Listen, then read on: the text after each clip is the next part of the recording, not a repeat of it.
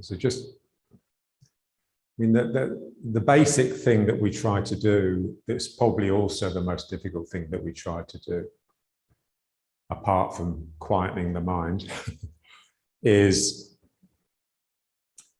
this idea of pulling with the legs. So just training the legs to be more like arms, so, you know, arms and hands. So the arms reach out and bring things in. And as soon as they touch something, they're very careful. Yeah? So the hands know how to be gentle and careful. So on the same thing with the feet. So my leg pulls me towards it. So just trying to get away from this idea of rejecting the ground all the time. I'm sort of pulling it towards me. And as I pull the ground up, I'm also pulling my hip down. So just feeling this, I'm stretching this joint by contracting the leg. And it is very much like a tentacle. So the octopus's tentacle that's just gone out and then brings something in, generally to eat.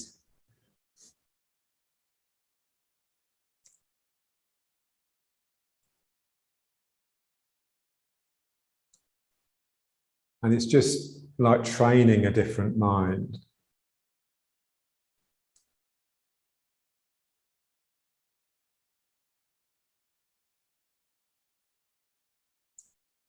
Yeah, so the human ego is very unnatural.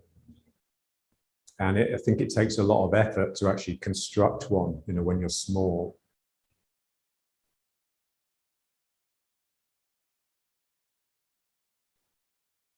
And so basically you can't sort of fight it. You just have to somehow dig under it.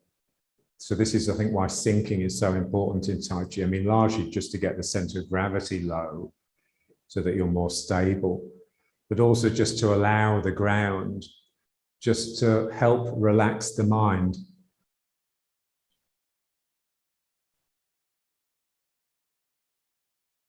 So combined with just a little bit of meditation every day, you know, this Tai Chi is great.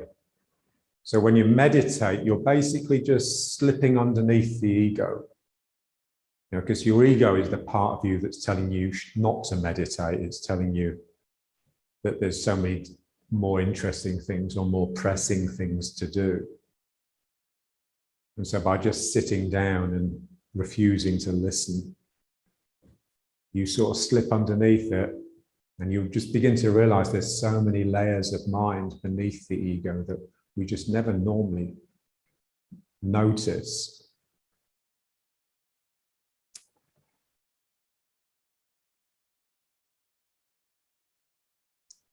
So when you slip underneath the ego, you're not so much affected by mood. The moods are still there, but they don't disturb you. Yeah. So you notice the sad mood or the good mood or the, you know, whatever, but you're just underneath it.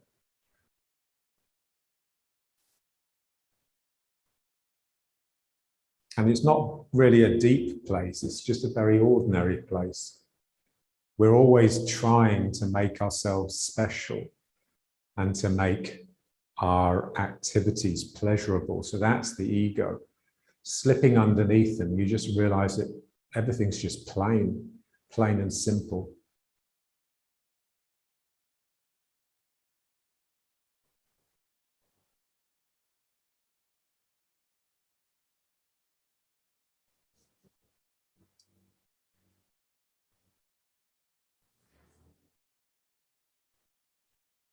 So just feel the spine and just imagine it splitting at the sacrum into these two tails, each tail going down the back of a leg.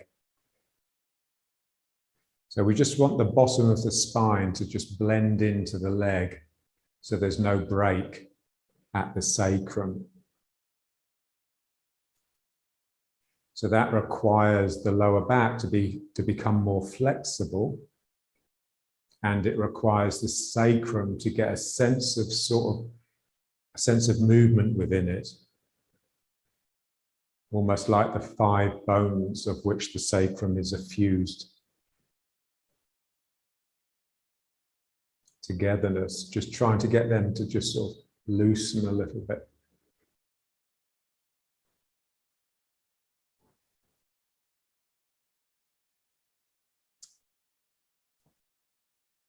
So the sacrum is the bone that we'd like to be most aware of. And it's generally the bone we're least aware of, which is why it takes a long time and a lot of work.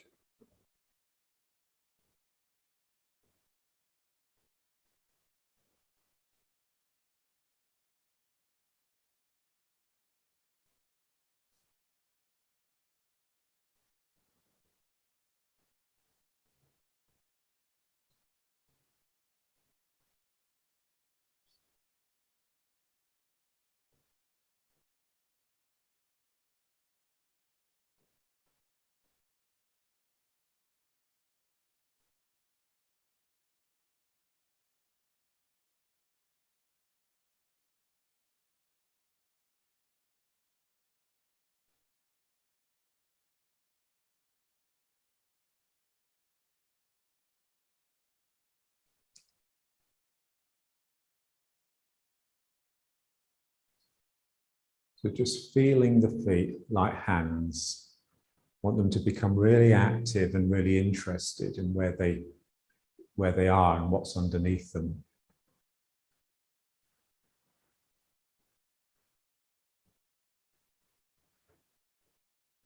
So we just want a real sense that we start at the ground, because we normally have a sense that we start from here and the legs are just almost like a chair that we're sitting upon.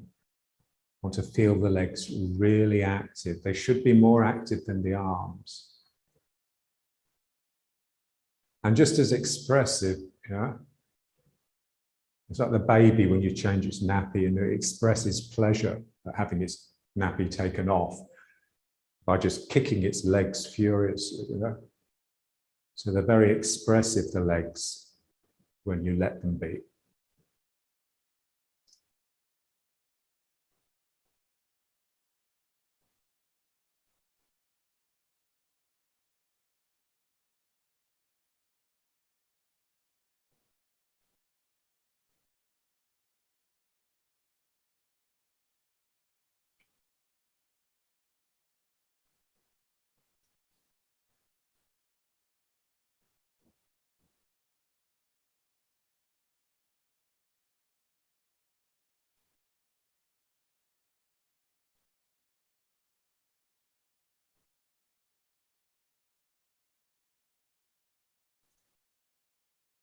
Okay, and now let's just bring it to riding horse.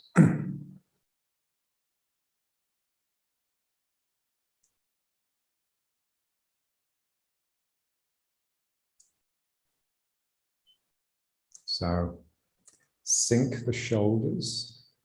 So the shoulders, you know, when you really sink them and you relax, they almost feel like they've dropped down to the top of the hip bones, yeah? Almost like this space between them has disappeared. Yeah, so you're just in, the shoulders are just in the hips. So the elbows are heavy, which is really what's pulling the shoulders down. You're loosening across the hips, relaxing, expanding across there. So the sacroiliacs are opening up at the back, and these are softening so that your sacrum has a feeling that it's floating in space. So it has mobility in any direction, the sacrum. And you just want to feel that as you loosen here and expand, something else inside you contracts. That must always be the case, yeah? Otherwise you'd disappear, you'd dissipate, yeah? And that's the concentrating spirit or the mind in the Dantian.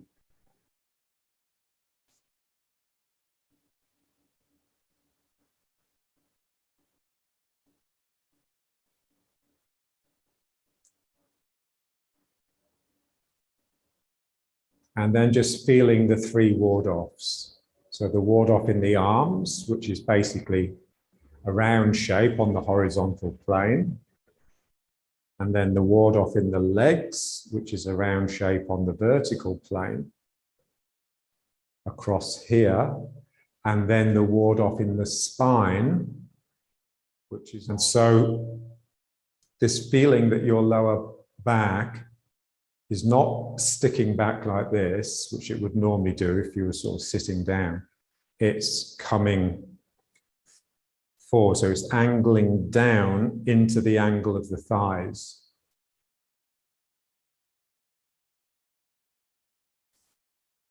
And so you can get a real sort of curve here in the spine.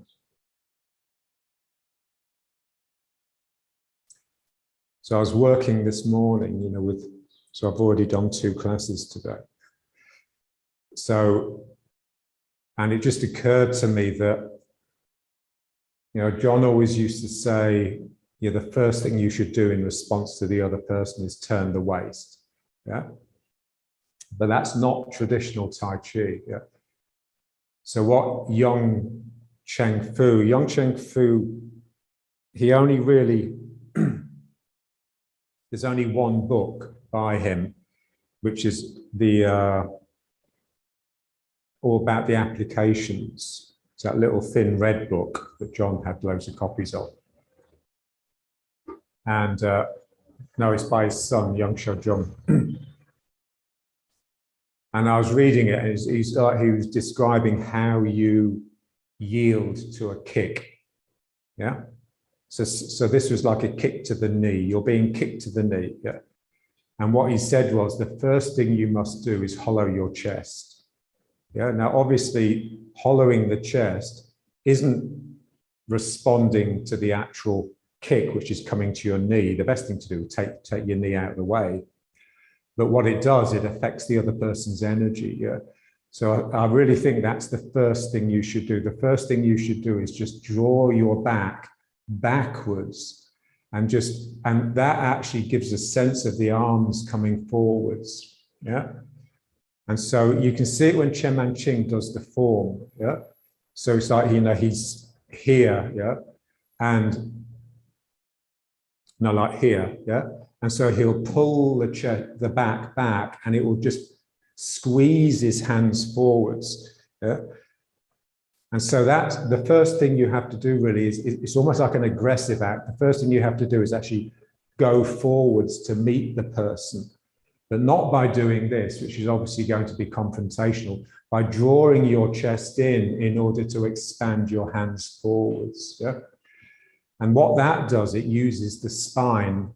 Whereas when you turn, it's just really using your hips, yeah? And so young style practitioners, whenever they saw John's Tai Chi, they'd always say, you're turning the waist too much, yeah? And so, and of course, if your main act is this, drawing the chest in and then bringing it forwards to attack, if you're yielding like this rather than by turning, then it's really softening the spine, and it's really centered in the heart, yeah, rather than just the hips, yeah. And also it means you're much more involved, you know, so when the person is there and you're drawing your chest in, you're really attending to them. Whereas when you turn your waist in response to their attack, it's almost like you're remaining aloof from them. It may be more effective in a fight if you're very good at it, but you know, we want something that's really going to connect as well, yeah? So let's just draw the chest in and just feel how when you pull the back and up a little bit, the arms just naturally swell forwards, yeah? And then just let the chest come back out, and it will bring the hands in. So it's basically rowing, yeah? So if you're reaching forwards, when you're rowing, you're just hollowing your chest, and then when you pull the oars in, you're doing the opposite. So that's basically yielding. And if you then have a little bit of a twist to turn from here as well, it's just very, very powerful. Yeah. So just drawing the chest in and then just bringing it out again, and just feeling as we try to, just feeling almost like the emotional profile of it. So when you're drawing the chest in, but it's not so much as a sort of sense of, you're not giving way. It's not yielding in the sense of sort of being nice to the person. You're just doing it to make a really good connection with them so you can kill them. Yeah. but it's really involved, and it's coming from the spine, and it's coming from those muscles that we've been working on.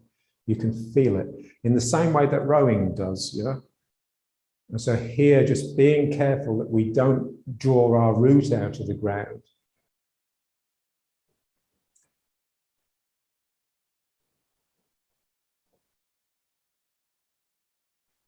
And when you do the form like this, it's actually really interesting, yeah? Because this becomes really soft. So as I hollow my chest, my tail is actually coming forwards and down, the same as my head is coming forwards, yeah?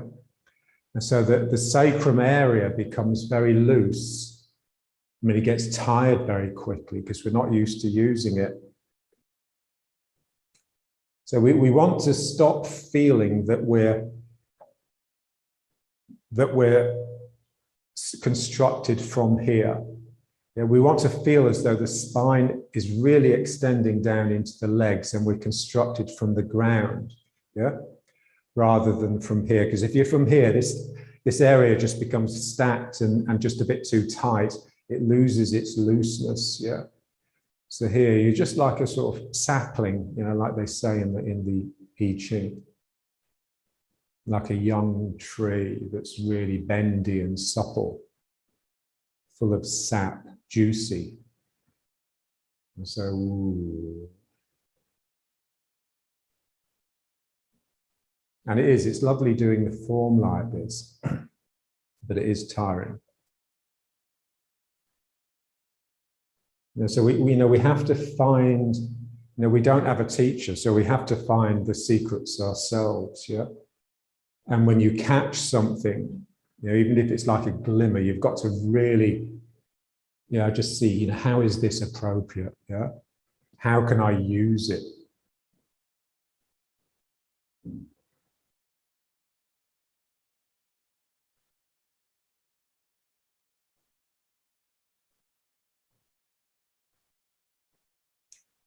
And just feeling just how important the legs are.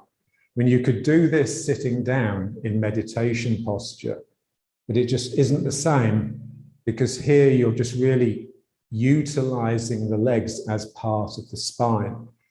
So it's soft. Meditators don't become soft, it's weird. That sort of Tai Chi softness is pretty much unique to Tai Chi. Qigong people don't become soft. Weight trainers become more soft than Qigong people.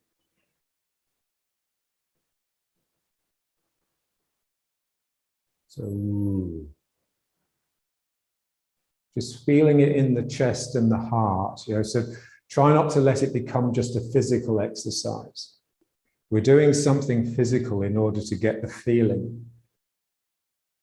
Because obviously, if you're going to yield to someone, you don't want to have to do this. You just want to be able to have the feeling that goes with it.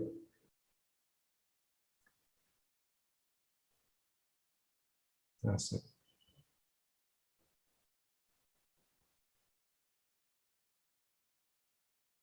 Okay, so let's just bring it back.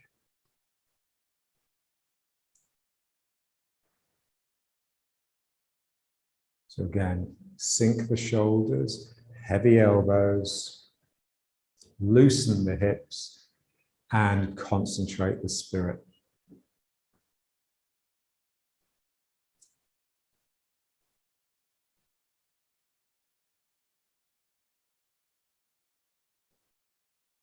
I got those instructions from,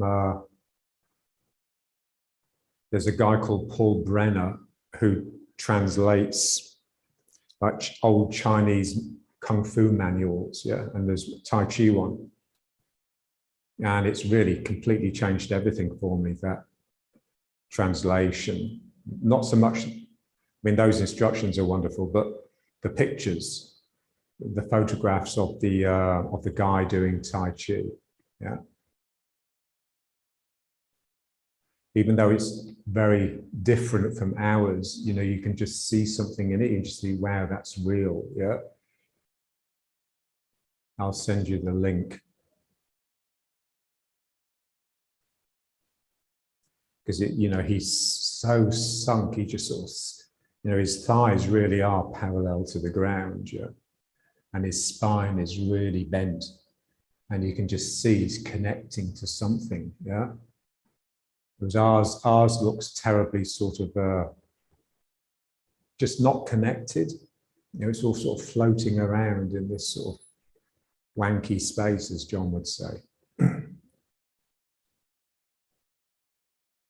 So it's more like Young Shojong. You can see Young Shojong's form. He's got this bent spine and he's leaning forwards all the time.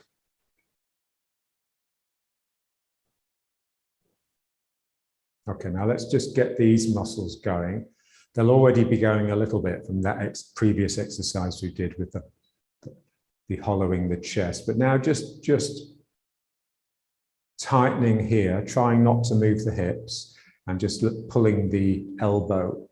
I'm using this muscle, this side of the spine, to try and pull my elbow back into it.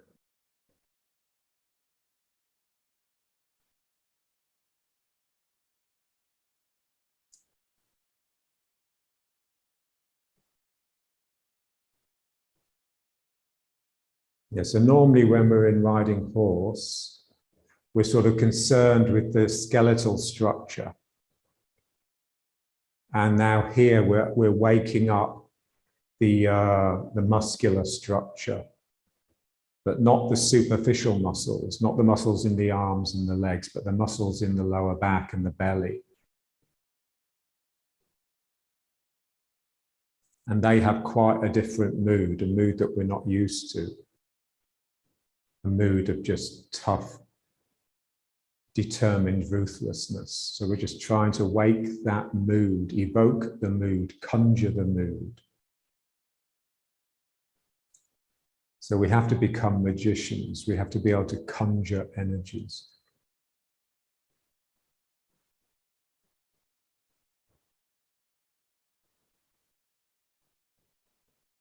Yeah, so the muscle this side is tightening, but the muscle this side is expanding into the arm.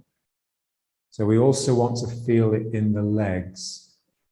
You know, so as I tighten this muscle, it's really biting the ground here.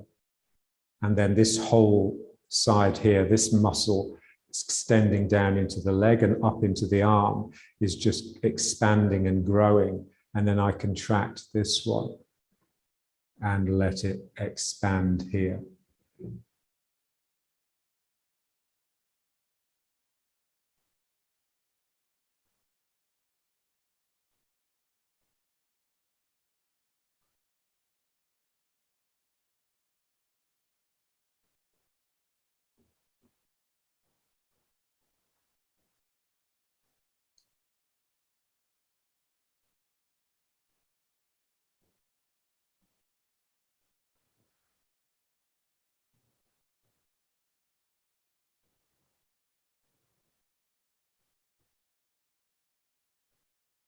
Yeah. And just try and just let the head go. Just see what the spine wants to do.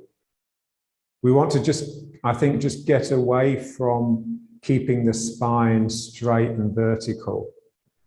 Just really letting it bend. And if it wants to, it can tip off the vertical. So you know, it's just really is getting a supple spine, allowing the energy to express in the spine.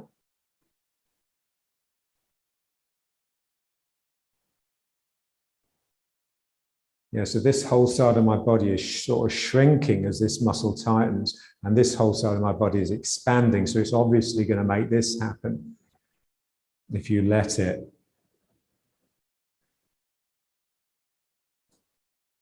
Wow.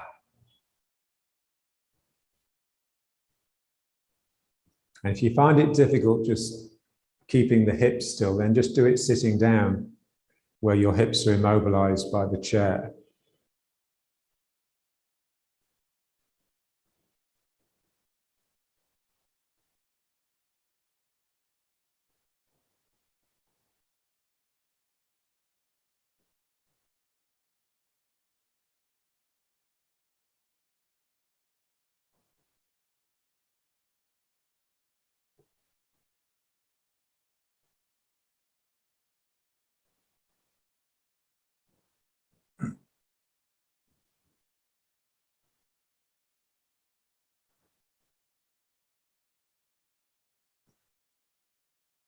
It's a bit like eating. Imagine you're a lion and you're sort of just tearing the meat off the carcass.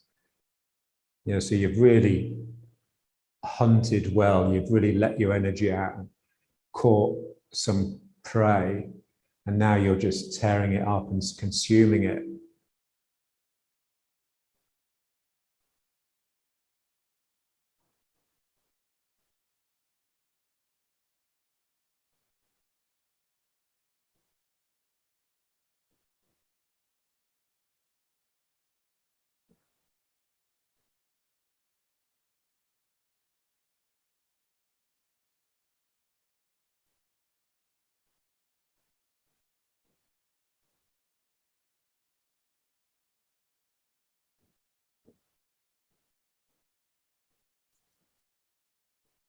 Okay, now let's just bring it back.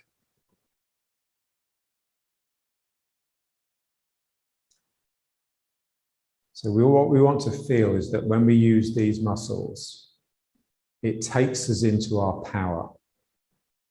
Yeah. So something in you is just, it wakes something up inside you that's sort of really quite deep and strong that you don't really know how to control or use.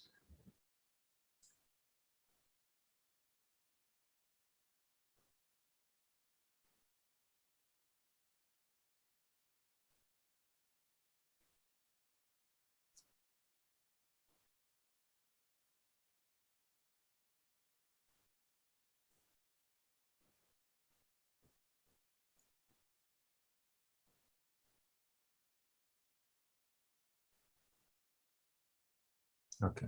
And now the same thing, but just letting it become the first warm up exercise. So again, trying not to get it from the hips, just from these muscles. So it's the waist that's sort of twisting and wringing the spine. I mean, the hips do turn, but they turn last of all.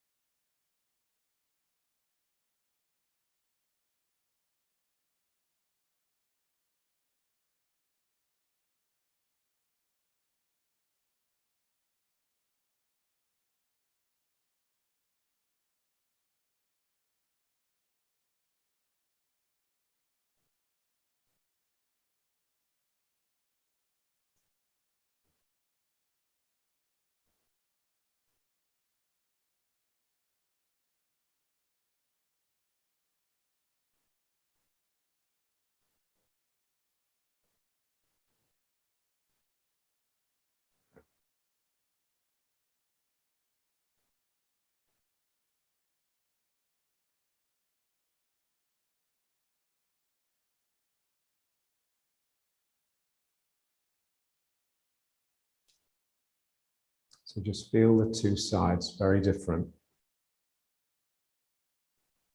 So full and empty.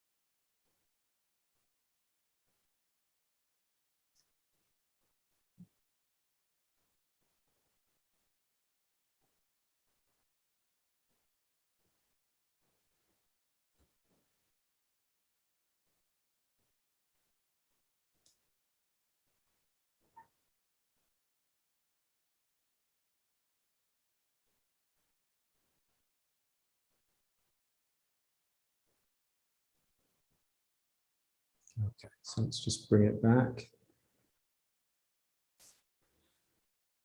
And just feel it. You should almost feel these two muscles are really dominating the body, not just physically, but also mood-wise, emotionally.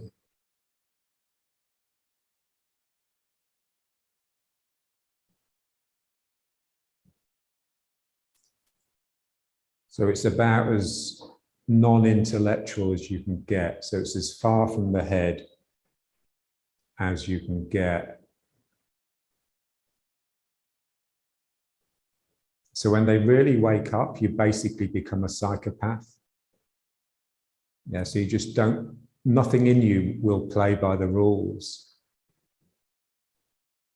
So you're really in your body and of your body. You're about as far from a robot as possible, from an automaton. You know, you're not just,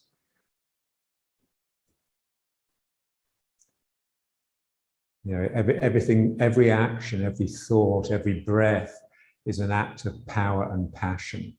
That's what we want. So just feeling the spine, just smooth S shape all the way down to the feet.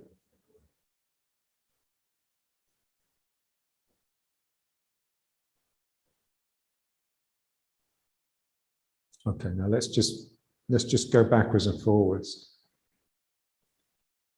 So here, just full and empty. So we really have to sort of just become quiet enough. You know, we mustn't use up all our psychic energy by talking to ourselves. If we do that, then you don't notice anything else. Basically, you become stupid. You can't actually participate. You know, you have to participate like conversationally or whatever. You don't actually see nature. And nature doesn't mean going for walks in the countryside. It just means waking up to what's around you energetically. So as I sink into the leg, the other leg really wakes up and becomes very active. So this leg becomes passive because it's holding my weight, but the other leg becomes very active. And so just feeling the two aspects. It's almost like they're in different dimensions, yeah? So when we move slowly, it tends to bring us into the body, which is why we do it, because most people are just with what they do rather than with their own body.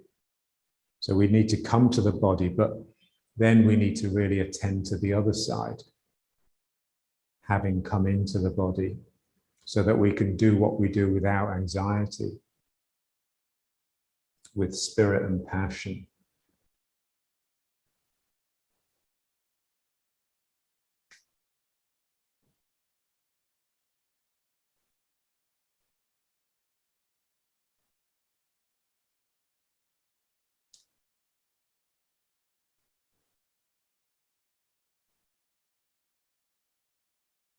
So I pull myself across.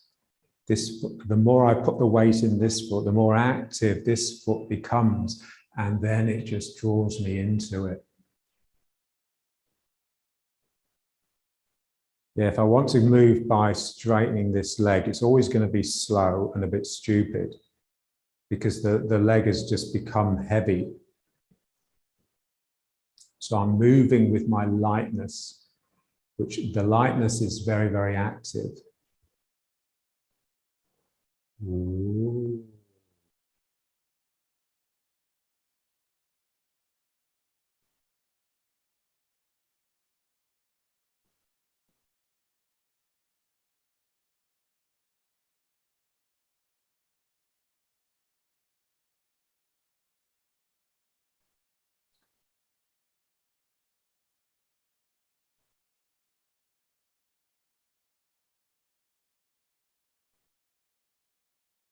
So just feel the tail, this side of my tail, just going down into the foot, and just like the tentacle, just picking, almost like picking something off the ground very delicately. Whee.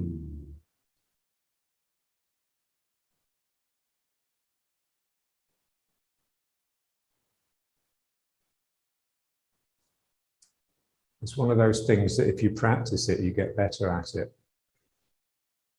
It's really surprising, that, isn't it? But it does take a long time. You have to do a lot of practice, sort of almost like in the dark, without feeling any progress for a long time, because it's not really the body, it's more the mind.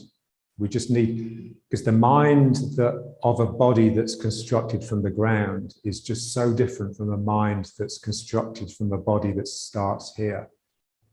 When you bring the leg, when you integrate the legs, this can't think to itself. It is all it can do is attend to what's happening. Is all it can do is really listen.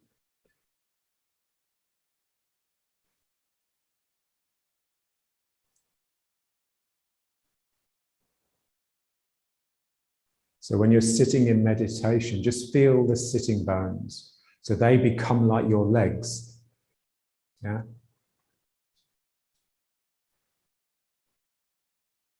So you're listening with your bum when you're sort of in meditation.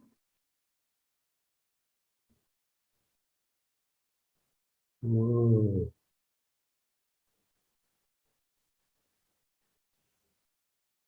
It's just, I mean, it's just, you know, that big conundrum in Tai Chi, you know, how do you relax the legs? How do you soften the legs, given that they're holding you up? So this is what we've been working on ever since we started, really, just softening the legs. And it is possible. You just need to catch glimpses and then believe them. You know, just the faintest glimpse should be enough of a beacon to inspire you to work for 2 or 3 years.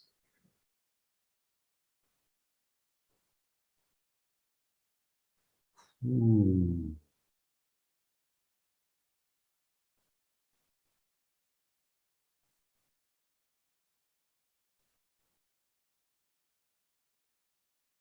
Okay, let's try with the other foot.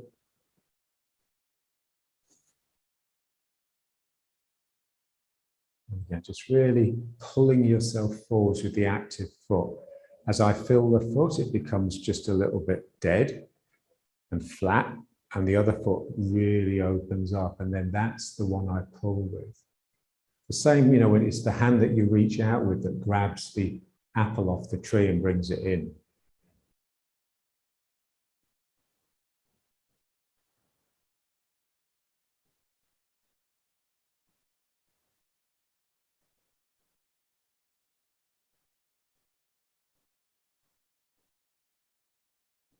So any sense of stable heaviness here, we just want to eradicate it. So it just becomes very airy and very loose. And for that, you just need to really just sort of just get used to flexing the spine.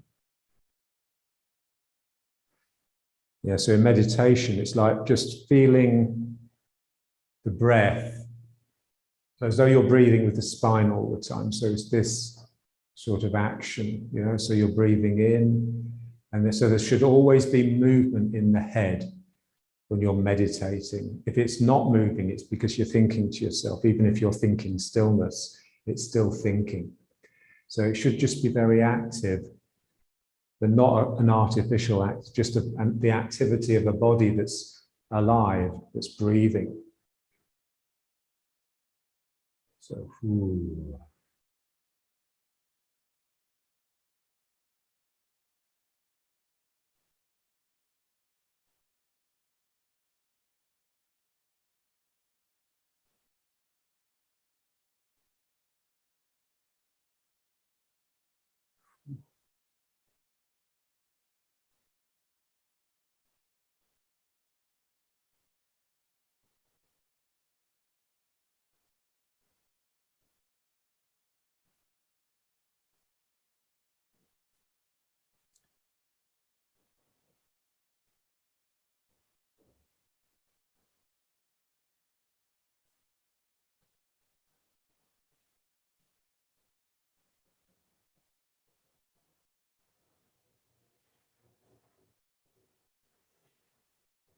Okay, let's bring it back.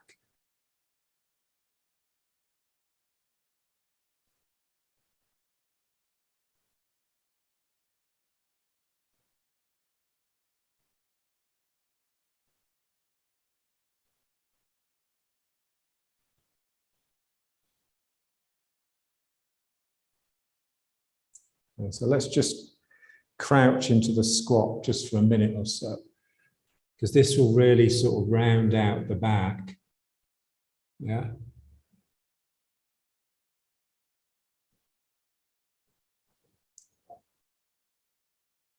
That's fine.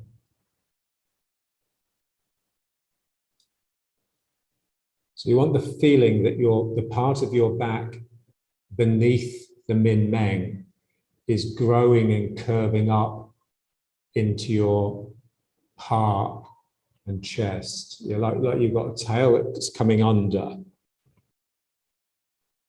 So just trying to sort of just stretch the lower back a bit and force it to expand back, the min meng to push back.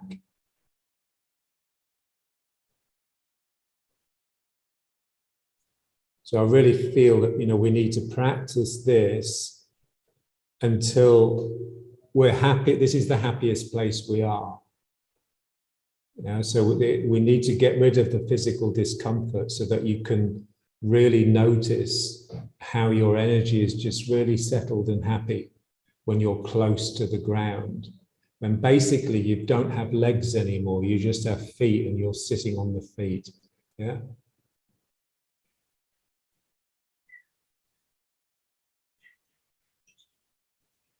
And just something really comforting and, again, plain. It's nothing special. When you're this close to the ground and you're connected to the ground, you're just the eye in its visual field. There's no thoughts of specialness. Yeah.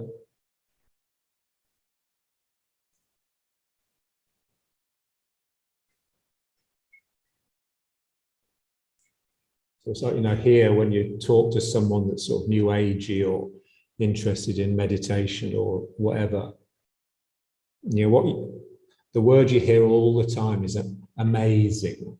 Oh, that my teacher's amazing. Oh, I had this amazing experience. Yeah. And you just realize that they're not into it at all, really. They're into themselves. Yeah. Because really, when you just get down to it, it's not amazing. It's incredibly simple, straightforward, and just beautiful. It's the beauty of simplicity. And you're just empty. You're just empty of self. And so you're full of the world around you. Yeah. So they say you can only listen when you're empty. And so it's not about the experience. It's just about just being just a natural channel, really, for reality. It's not about what you hold to yourself.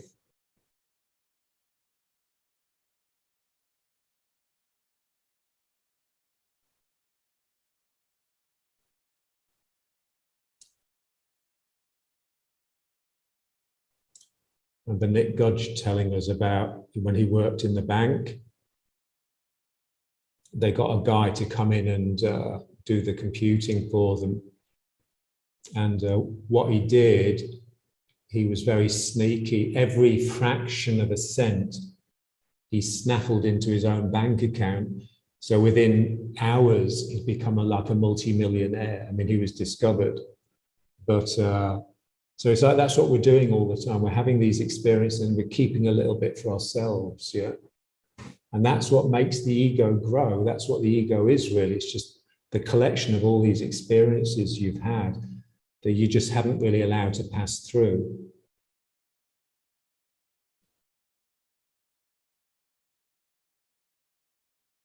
And then just placing the hands and just feeling away. Just feeling how willing the ground is to just suck away all your shit.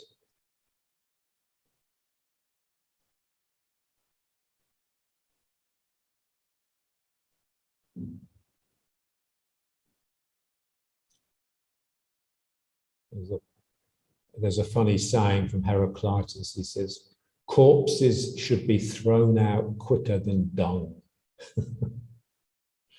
No one really knows what he means, but you can sort of get a pretty good guess.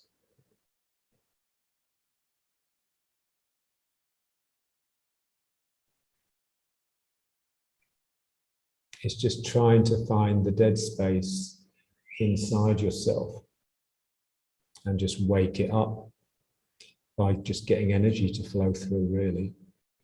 That's what, so all of the work is just that, really.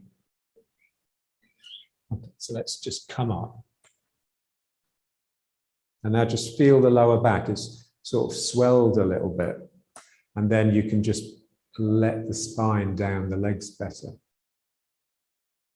Takes a while because, you know, it's a bit of an effort being down there. But also just feel how far from the ground you are now. It doesn't quite feel right, yeah? So, you know, I think, you know, because I do a lot of meditation, I'm basically very close to the ground, or this is, for most of my day, yeah? It's, you know, when I'm sleeping, I sleep on the floor. Don't sleep on a bed. I think beds are stupid. And then when I'm sitting, obviously, this is sort of on the ground. So when you're standing, it just feels like it's too far away. You know, I've sort of lost contact with the ground because it's just a bit remote, yeah? And then that encourages you even more up here.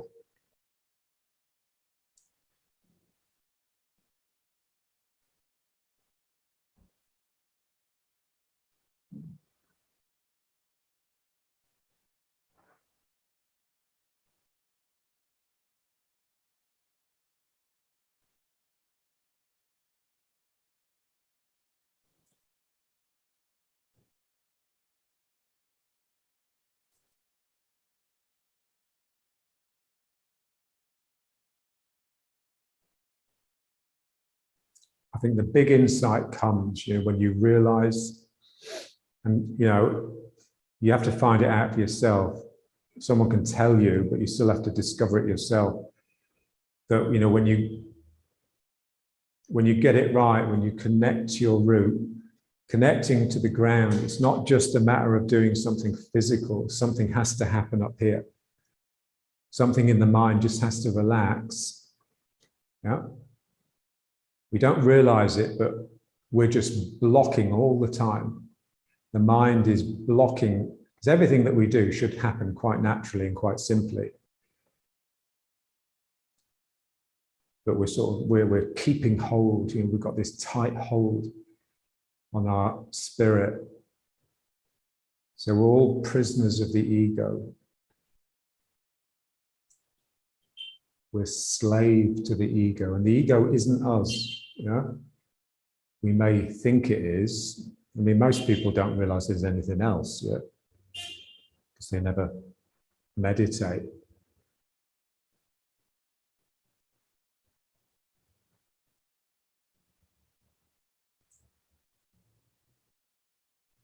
So we all have experience. You know, so it's like if you've got to do something and you don't want to, those are the best practice places. Yeah. So, you know, when I go and visit an old lady, it's, oh, Jesus, not this again. Yeah. And there they are moaning about how tired they are and how much pain they're in. And they're not really there anyway, because they've taken so many painkillers. So it's a bit like being with someone that's on drugs. Well, it is being with someone on drugs. But I just can't afford to be sort of like that in my mind. I can't have that attitude, otherwise I'll never bring them up. So I have to just be really positive. I just forget how I'm feeling and just come into it, yeah? And because if I can't let the work inspire me, how can I let the work inspire them, yeah? So we just do incredibly simple stuff, but it's, you know, I just get so much out of it. They're just simple exercises. You're just moving, just realizing just how pleasurable it is just to move part of your body through the air. And all the time I'm gazing into their eyes to try and get them to follow me.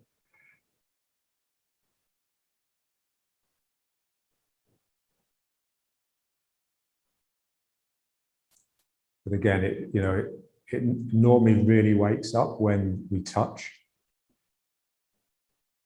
because they love touch.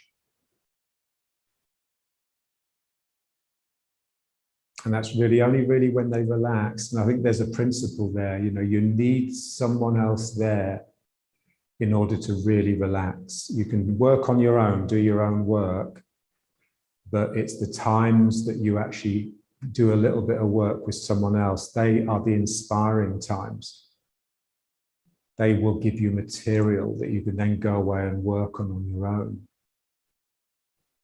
Because when we're on our own, there's always a slight anxiety. Yeah?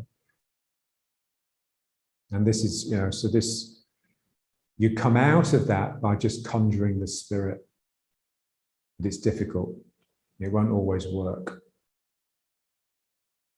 So what you don't want to do is force that sort of thing. Otherwise, it just becomes a trick of the ego. You know, it's just coming from the wrong place.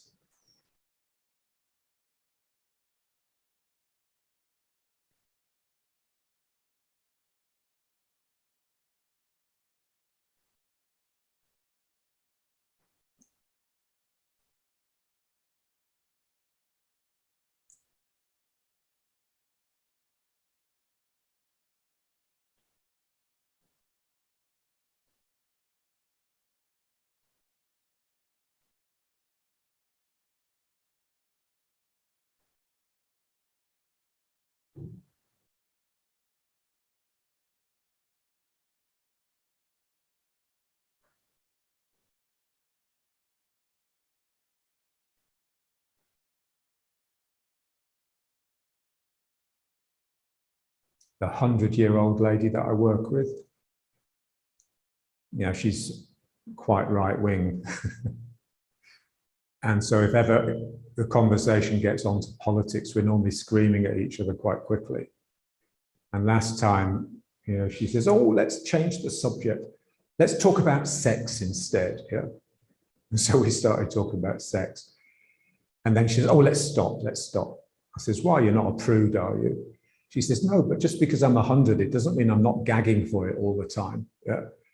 So it's like just that sort of vitality, that sort of libido that's never quenched, really. It should stay. You should be just as sort of willing to engage your libido when you're 100 as you were when you were 16. Yeah.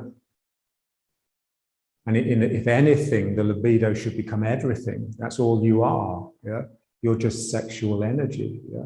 This is what I think, you know, Freud's great insight is two. You know, one was that the unconscious, and the other was that basically all energy is sexual energy.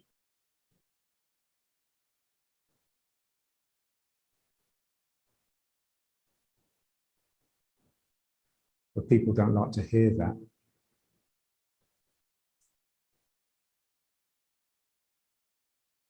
The same with like young people now here, they're having less sex than young people have ever done, certainly a lot less than we had. And they don't fall in love. They actually make sure they don't fall in love. So sex is just like a contract. Yeah. It's not coming from passion. Yeah. And it's largely the culprit is internet porn. You know, because when the girl takes her clothes off, she doesn't quite look like the porn star you've been masturbating to. So it's all, so the real thing is just a bit of a letdown. Sad, really.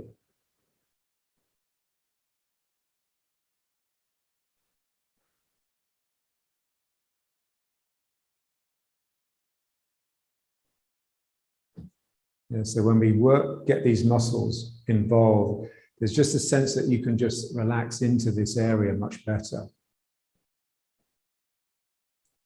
But also it does take a strain. You've got to be careful.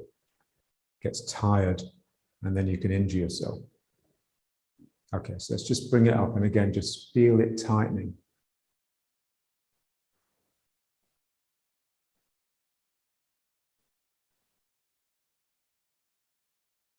So now just feel those two muscles either side of the spine. That's all you are. That's where you live.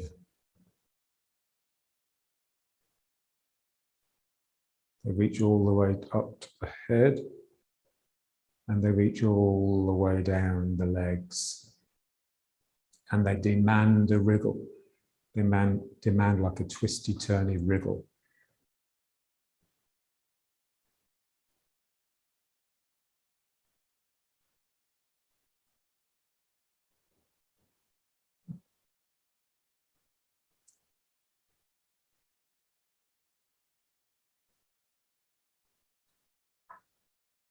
Good.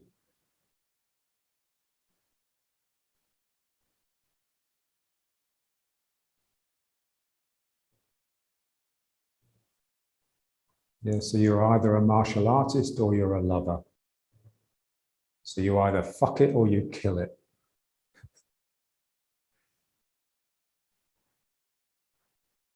Doesn't really matter which.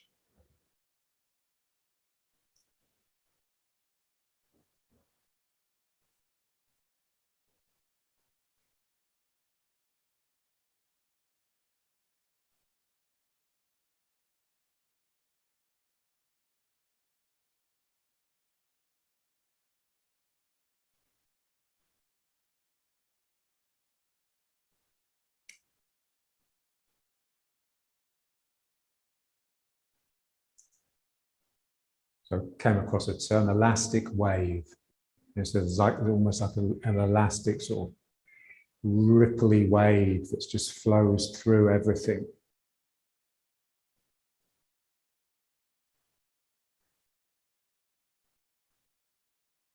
Yeah, so just trying to get away from a mechanical use of the body.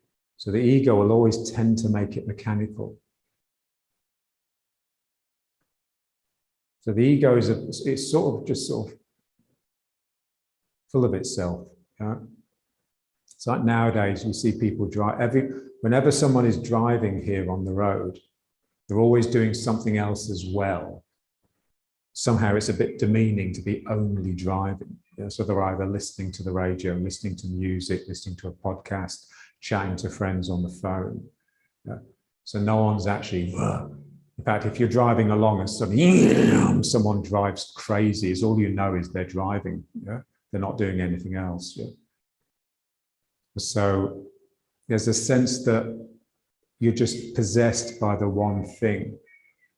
You just can't do two things. Yeah? Because the ego will always multitask. Yeah. So saying, oh yes, I can do this, I can do that as well, I can do this. Yeah.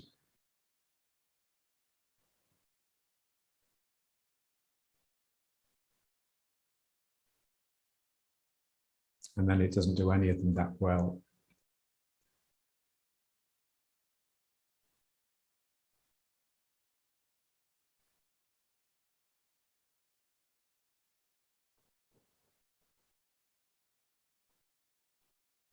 Okay, so let's